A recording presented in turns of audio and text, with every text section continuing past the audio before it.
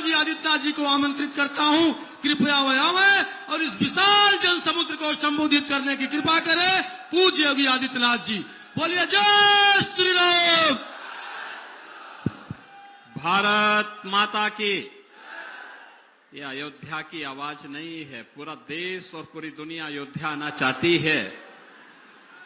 और राम भक्त लल्लू सिंह जी को इतनी तेज आवाज के साथ समर्थन दीजिए कि रामद्रोहियों की जमानतें जब्त हो जाएं।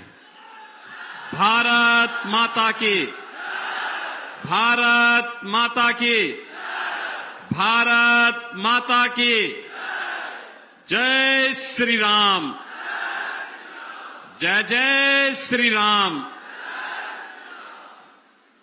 लोकप्रिय सांसद और भारतीय जनता पार्टी के प्रत्याशी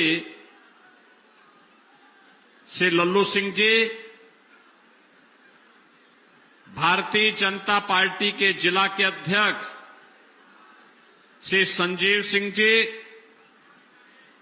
जिला प्रभारी श्री मिथिलेश त्रिपाठी जी, लोकप्रिय विधायक श्री रामचंद्र यादव जी, पूर्व विधायक श्री गोरखनाथ बाबा जी, जिला पंचायत अध्यक्ष श्रीमती रोली सिंह जी, क्षेत्रीय महामंत्री श्री विजय प्रताप सिंह जी, पूर्व विधायक श्री रामू प्रियदर्शी जी, पूर्व विधायक श्री रामदेव आचार्य जी, विधानसभा रुधौली के प्रभारी श्री कमला शंकर पांडे जी, विधानसभा के संयोजक मिल्कीपुर श्री जनार्दन मौर्य जी, रघुनंदन चौरसिया जी, वासुदेव मौर्य जी, राघवेंद्र पांडे जी, लोकप्रिय महापौर श्री गिरीशपति त्रिपाठी जी, महंत राजू दास जी, भारी संख्या में मिल्कीपुर में आयोजित आज की इस जनसभा में अयोध्या संसदीय क्षेत्र से जुड़े हुए मेरे सभी उपस्थित बहन और भाइयों, अयोध्या के विकास की कथा अभी आपने अपने लोकप्रिय सांसद श्री लल्लू जी महाराज के श्रीमुख से सुना है। बहन और भाइयों, उन्हीं के समर्थन में अयोध्या वासियों से आह्वान करने के लिए मैं आया हूं कि पूरे देश के अंदर अभी 3 चरण के चुनाव बाकी हैं, लेकिन पहला चुनाव है जब आम जनमानस के मुंह पे एक ही स्वर गूंज रहा है, एक ही नारा गूंज रहा है, एक ही उद्घोष हो रहा है, और वह नारा है कि फिर एक बार, फिर एक बार, फिर एक बार, और अब की बार, अब की बार, अब की बार। और जब लोग बोलते हैं कि 400 पार कैसे, तो जनता जनार्दन कह देती है, जो राम को लाए हैं, जो राम को लाए हैं। थोड़ा जोर से बोलिए भाई, आपकी आवाज तो पूरे देश के अंदर सुननी चाहिए लोगों को। अयोध्या की आवाज इतनी दबी नहीं होनी चाहिए। पूरी दुनिया तो अयोध्या आ रही इस समय, और इसलिए इतने जोर से बोले, जो राम को लाए हैं, जो राम को लाए हैं। बहनों और भाइयों, मुझे बोलने में कोई संकोच नहीं कि वर्तमान का ये चुनाव चौथे चरण आते आते पूरे देश के अंदर रामद्रोही और राम भक्तों के बीच में बंट गया है। रामद्रोही वही जो राम भक्तों पर गोलियां चलाते हैं, रामद्रोही वही जो हमारे राम लला की जन्मभूमि पर आतंकी हमला करने वालों के मुकदमों को वापस लेते हैं। रामद्रोही वही जो कहते हैं अयोध्या में राम मंदिर बेकार बना है। रामद्रोही वही जो राम भक्त कल्याण सिंह जी की मृत्यु पर संवेदना नहीं व्यक्त करते, लेकिन माफिया के मरने पर मातम मनाने जरूर जाते हैं। रामद्रोही वही जो देश के अंदर आतंकवाद और नक्सलवाद की जड़ हैं। रामद्रोही वही जो भारत का विकास नहीं चाहते। रामद्रोही वही जो विकास के कार्यों में जगह जगह बैरियर बनते हैं, और रामद्रोही वही जो गरीब के हक पर डकैती डालते हैं। और बहनों और भाइयों, इसमें सबसे पहला नाम आता है समाजवादी पार्टी का, और फिर साथ साथ कांग्रेस का। याद करिए, राम भक्तों पर गोलियां समाजवादी पार्टी ने चलाई थी कि नहीं चलाई थी? ये समाजवादी पार्टी के लोग ही कहते थे ना कि अयोध्या में परिंदा भी पर नहीं मार सकता। यही बोलते थे ना। ये माफियाओं को अपने गले का हार बनाते थे ना। पूरे प्रदेश को इन्होंने तबाह करके रख दिया था। भू माफिया, खनन माफिया, पशु माफिया, शराब माफिया, और माफिया पे माफिया, माफिया पे माफिया, ऐसे बड़े बड़े माफिया इन्होंने पैदा किए कि प्रदेश का विकास बाधित हो गया, सब कुछ अवरुद्ध हो गया। उत्तर प्रदेश के नौजवानों के सामने पहचान का संकट आ गया। उत्तर प्रदेश के बारे में लोग तमाम प्रकार की बातें करते थे। लेकिन बहनों और भाइयों, जब आप आशीर्वाद देते हैं, अच्छी सरकार बनाते हैं, तो 500 वर्षों का इंतजार भी समाप्त होता है। रामलला भी विराजमान होते हैं और राम भक्तों का संरक्षण होता है। लेकिन माफियाओं के राम नाम सत्य है की यात्रा भी धूम धड़ाके के साथ निकाल दी जाती है। और आज इसीलिए मैं आपसे कहने के लिए आया हूं कि बहनों और भाइयों, राम भक्त वही जो राष्ट्र के बारे में सोचे। राम भक्त वही जो राष्ट्र की सुरक्षा की पुख्ता व्यवस्था करे। राम भक्त वही जो भारत का सम्मान बढ़ा दे। राम भक्त वही जो विकास के बड़े बड़े कार्य ला दे। राम भक्त वही जो बिना भेदभाव के गरीबों के उत्थान के लिए कार्य कर ले। और इसमें सबसे बड़ा राम भक्त है भारत के प्रधानमंत्री श्री नरेंद्र मोदी जी। बहनों और भाइयों, आप मुझे बताओ, क्या ये कांग्रेस और समाजवादी पार्टी के रहते अयोध्या में राम मंदिर का निर्माण हो पाता क्या? क्या हो पाता क्या? अरे वो तो मोदी जी हैं, और आपने आशीर्वाद दिया कि यूपी में, प्रदेश में भाजपा की सरकार बन गई। ये दोनों डबल इंजन की सरकार जब चली, तब सदियों का कलंक समाप्त हुआ और अयोध्या में रामलला विराजमान हुए ना। अब कोई संदेह है क्या? याद करिए 2017 में जब मैं पहली बार अयोध्या गया था, मैंने कहा था अयोध्या को दुनिया की सुंदरतम नगरी बनाएंगे। आप में से भगवान राम के अयोध्या धाम में विराजमान होने के बाद कितने लोगों ने अयोध्या में दर्शन किया? सभी लोग गए, पूरी अयोध्या गई।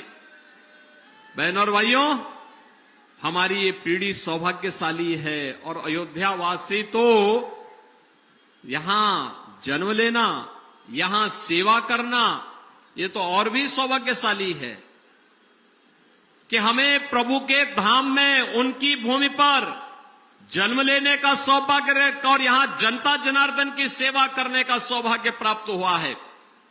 लेकिन तब मैं कहता था तो लोग कहते थे, अरे क्या मजाक कर रहे हैं, क्या मजाक कर रहे हैं।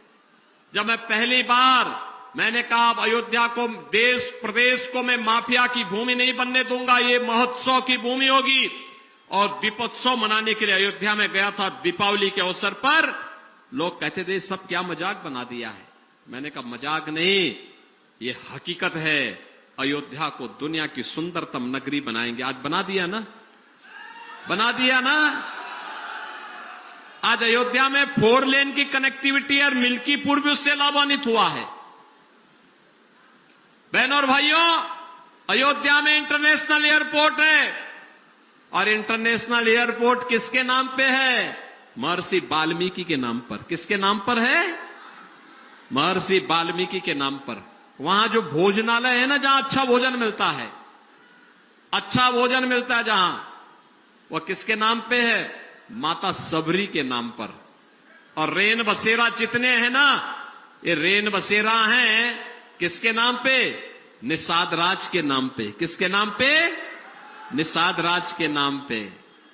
और एक तरफ भाजपा है, माता सबरी को भी सम्मान दे रही है, गुरु वशिष्ठ को, माता अरुंधति को, निषाद राज को, महर्षि वाल्मीकि को, इन सबको सम्मान दे रही है। और राजसी दर्शक के नाम पर आप सबके लिए मेडिकल कॉलेज भी बनाती है, अयोध्या का विकास भी कराती है, 500 वर्षों का इंतजार समाप्त करके रामलला को फिर से विराजमान भी कराती है। और दूसरी तरफ समाजवादी पार्टी है। समाजवादी पार्टी के कारनामा सुनना चाहेंगे? देखो, राम भक्तों पर गोलियां चलाई, आपके गरीबों के राशन पर डकैती डालते थे, लोग खा जाते थे सारा राशन, दवा खा जाते थे।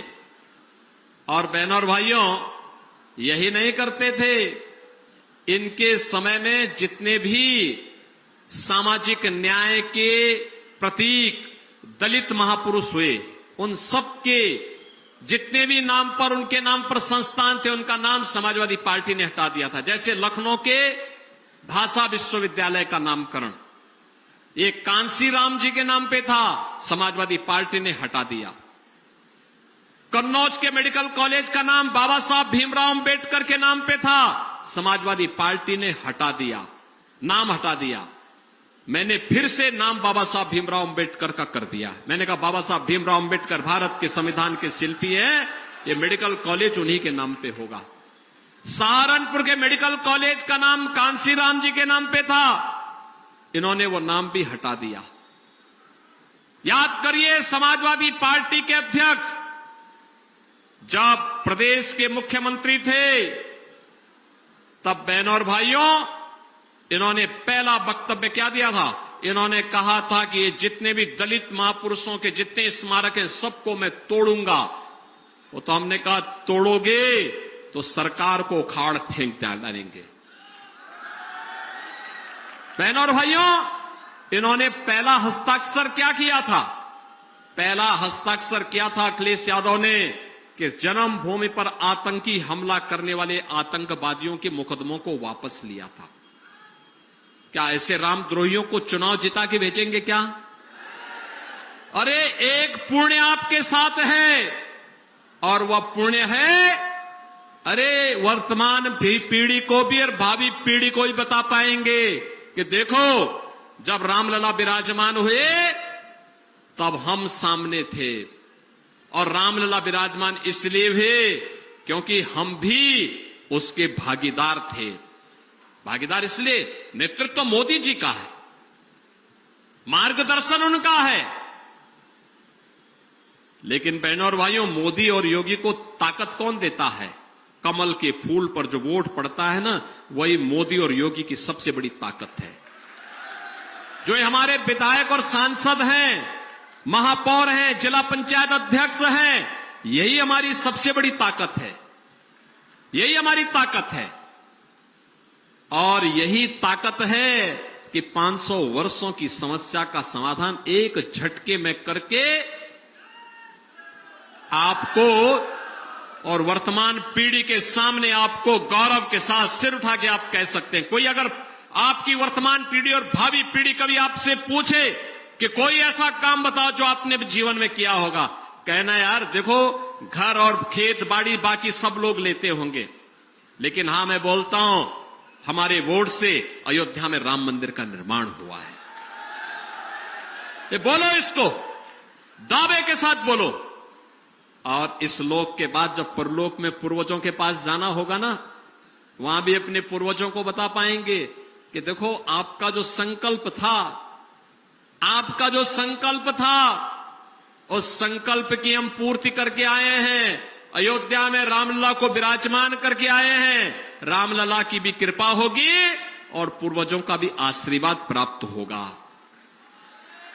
बहनों और भाइयों, एक तरफ विरासत की एक गाथा है और दूसरी तरफ विकास के वे नए कार्य जो आज भारत के अंदर दिखाई दे रहे हैं।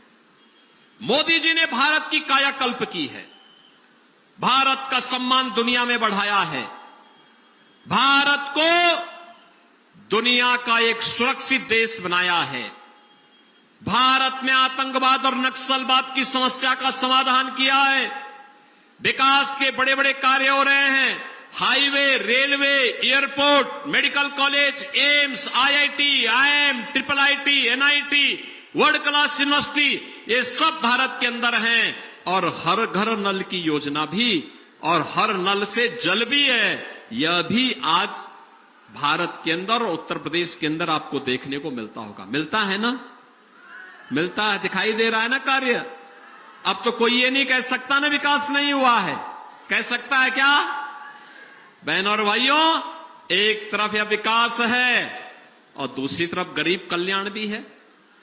आप सोचो, सपा के समय राशन माफिया हावी थे, कांग्रेस के समय माफिया हावी थे, भारतीय जनता पार्टी के समय माफिया को जहां पहुंचाना था वहां पहुंचा दिया।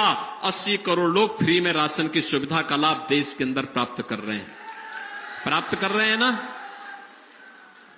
पहले गरीब उपचार के भाव में दम तोड़ता था, या गरीब के पास पैसा नहीं होता था तब दम तोड़ता था। आज देश के अंदर 60 करोड़ लोगों को 5 लाख रुपए का स्वास्थ्य बीमा दिया है। वो 5 लाख रुपए का हर वर्ष उपचार करा सकता है, कोई उसमें कहीं भी कोई बाधा नहीं। और उत्तर प्रदेश में तो हमने कह रखा है, कोई बीमार होता है, आयुष्मान कार्ड नहीं है, कोई विधायक, पूर्व विधायक, सांसद, पूर्व सांसद, महापौर, जिला पंचायत अध्यक्ष, कोई पदाधिकारी या पीड़ित ही अगर मुझे एक पत्र लिख देता है कि मैं बीमार हूं, पैसा नहीं है, आयुष्मान का कार्ड भी नहीं है, मैं कहता हूं चिंता मत करो, मैं डीएम से कहता हूं 3 दिन के अंदर रिपोर्ट दो। 3 दिन के अंदर रिपोर्ट आती है, मैं उसके खाते में पैसा भेज देता हूं, कहता हूं आराम से उपचार कराओ। अरे सरकार आपकी है, आपका उपचार का खर्चा हम उठाएंगे। बहनों और भाइयों, उपचार के लिए पैसा फ्री। किसान सम्मान निधि, कांग्रेस के समय में, समाजवादी पार्टी के समय में किसान आत्महत्या करता था, आज 12 करोड़ किसानों को किसान सम्मान निधि का लाभ प्राप्त हो रहा है। आज गांव में आप जाएंगे, गांव में स्वच्छता है, हर घर में शौचालय है, गांव की गरिमा भी है, नारी गरिमा की भी रक्षा हुई है। ये शौचालय बनाने का काम भी मोदी जी ने किया है।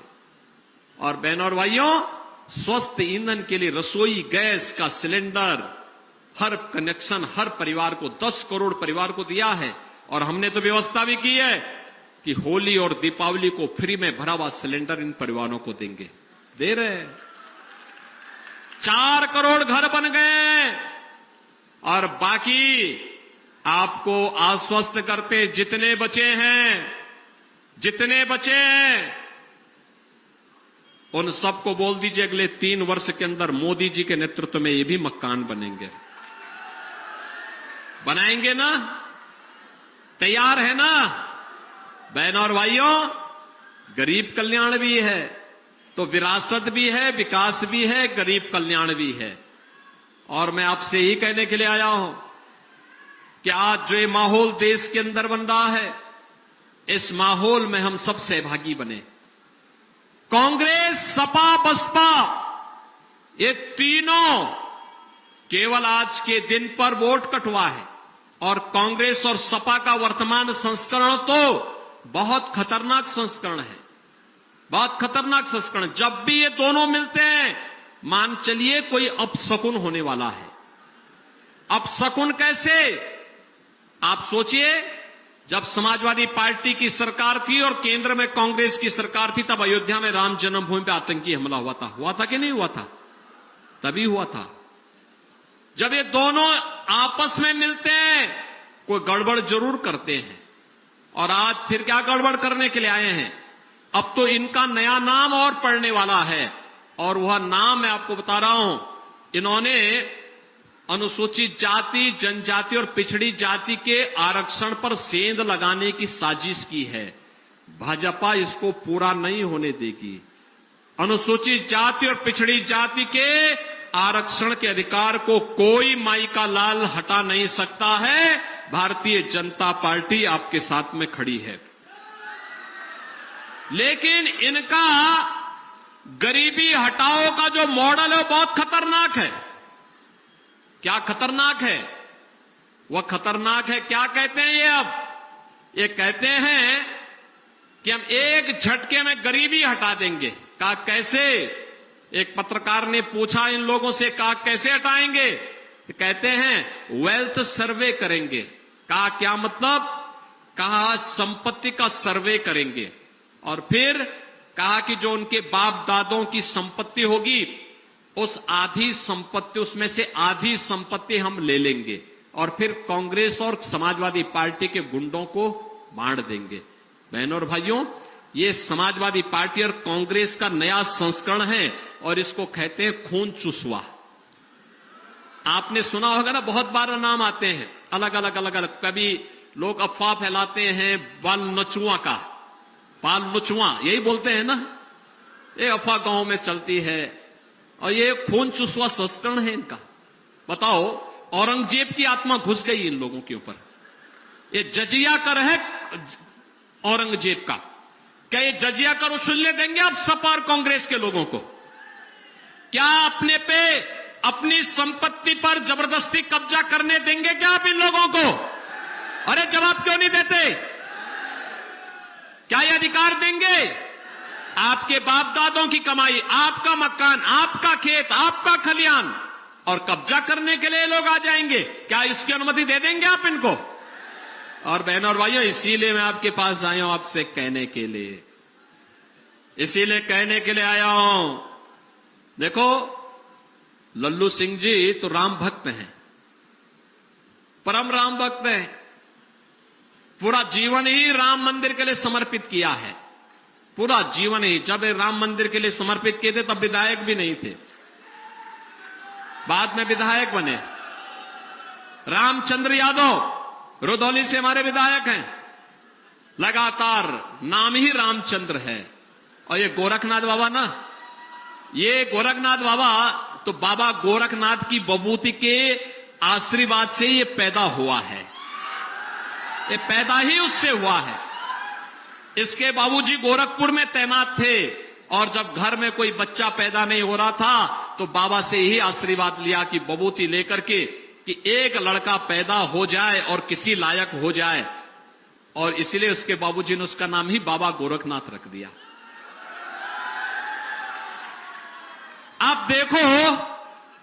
आप देखो वो पासी जाति का है, एक बाबा गोरखनाथ पासी जाति का है, और बाबा गोरखनाथ के आशीर्वाद से पैदा हुआ है।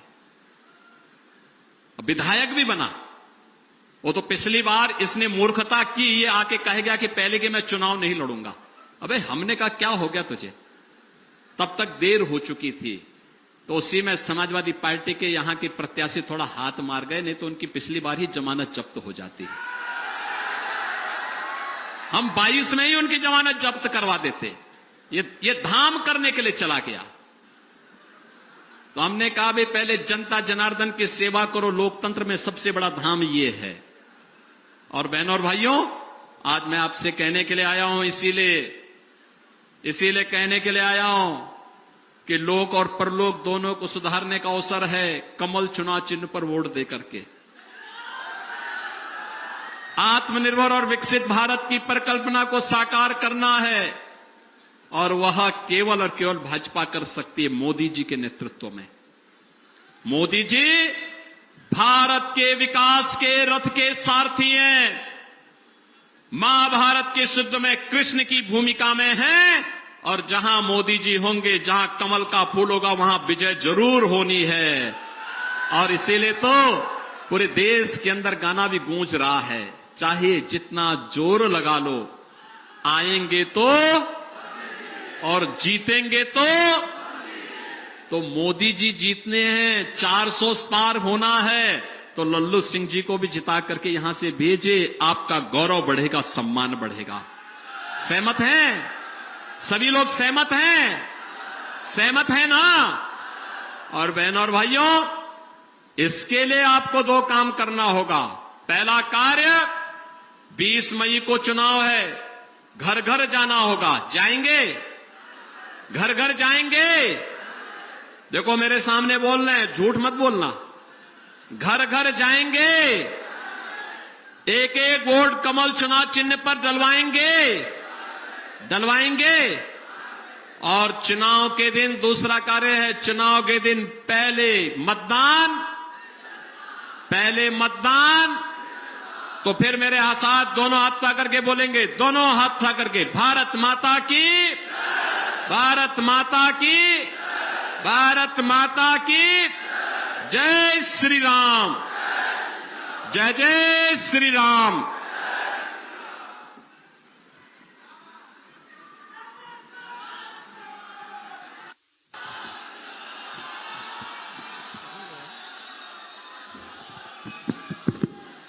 पूज्य योगी आदित्यनाथ जिंदाबाद, मोदी योगी लल्लू सिंह